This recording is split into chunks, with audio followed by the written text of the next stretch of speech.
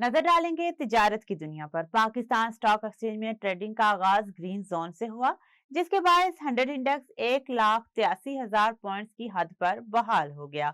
कारोबारी हफ्ते के दूसरे रोज पाकिस्तान स्टॉक एक्सचेंज में ट्रेडिंग के दौरान जबरदस्त इजाफा देखा गया, जहां 100 इंडेक्स 800 से ज्यादा पॉइंट्स के साथ 1,83,216 पॉइंट्स की हद पर पहुंच गया।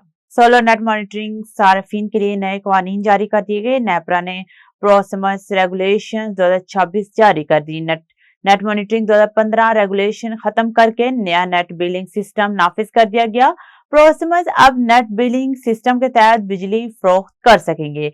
पैदाशुदा बिजली नेशनल एवरेज एनर्जी पर प्राइसेस पर खरीदी जाएगी। आलमी और मुकामी सतह पर सोने और चांदी की कीमतों में इजाफा हो गया। इंटरनेशनल मार्केट में फी ऑन सोना $53 इजाफे के साथ $5,220 की सतह पर पहुंच गया। सराफा एसोसिएशन के मुताबिक 24 कैरेट फी तोला सोना 5300 रुपए बढ़कर 5,24,762 रुपए का हो गया, जबकि 10 ग्राम सोने का भाव 4,544 रुपए से बढ़कर 4,49,898 रुपए का हो गया है।